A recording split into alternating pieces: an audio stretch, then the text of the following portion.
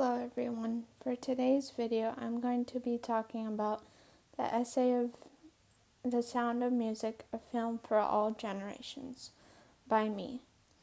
This was done in 2019, last year, for Professor Hicks, English 11101.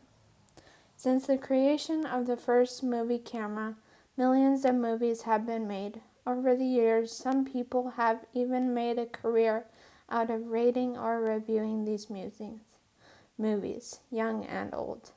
Personally, my favorite genre is comedy, but there are a few others that I and everyone else still thoroughly enjoy.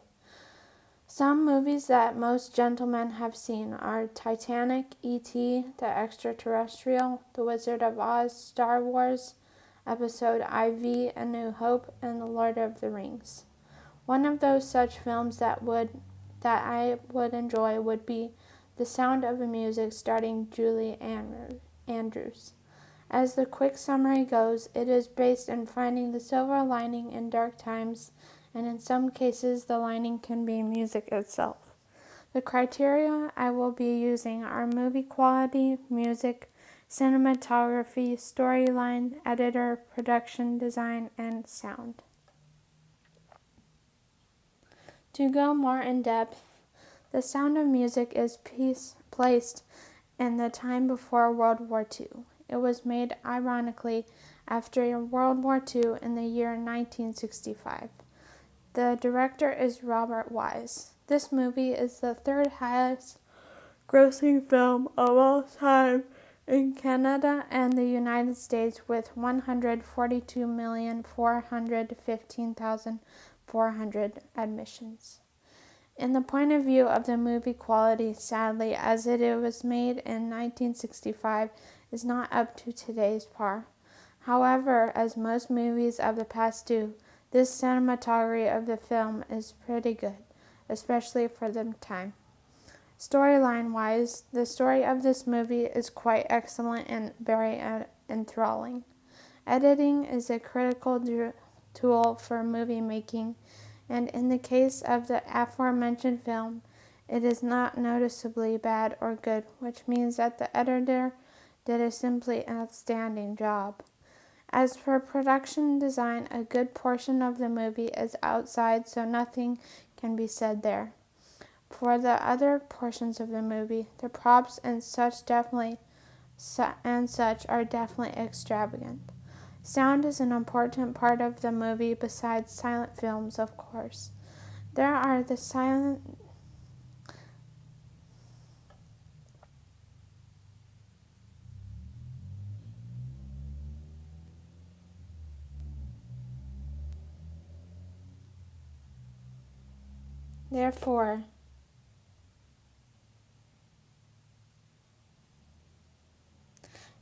the sound in the movie is exceptional.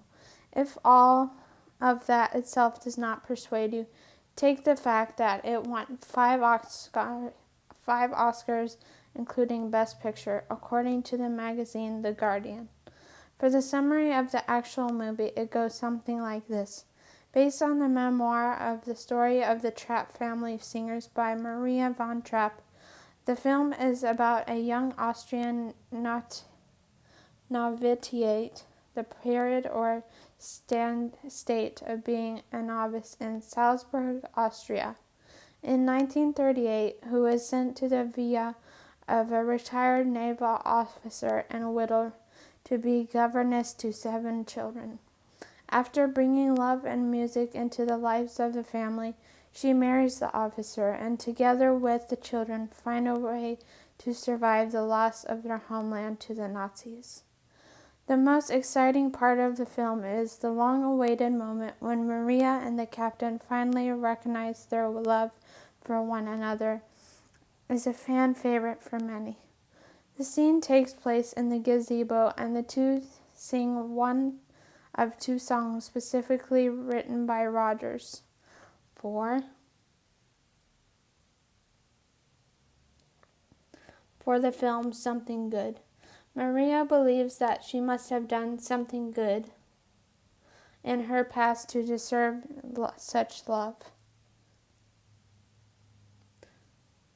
Generally speaking, this movie is a great selection for all ages. There are many enjoyable aspects that can be appreciated by different audiences. I, for example, was introduced to this movie at a young age, and even today I still enjoy it. Certainly, not many movies can do this. Music is an aspect that appeals to children. Whether teens tell someone or not, love is always at the forefront of their mind, and as this movie has many central relationships, it is tasteful to their deep, dark desires that they refuse to tell anyone about. As for adults, the more heavy themes can be seen and are appealing to chat about if one reads betwixt the lines, such as subjects like the Nazis and World War II. Overall, according to my own personal criteria, The Sound of Music remains at a 5 out of 7 stars for me. Some people may argue that it is offensive to have such a jolly movie made at one of the worst wars that the world has ever seen, and that is so close to the end of the Second Great World War. On the other hand, I disagree in that people must learn about the mistakes we have made as a civilization so that we may be able to avoid catastrophes in the future.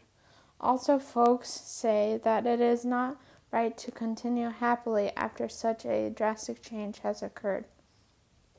To say this, I can say that very people who died for the freedom of the world would have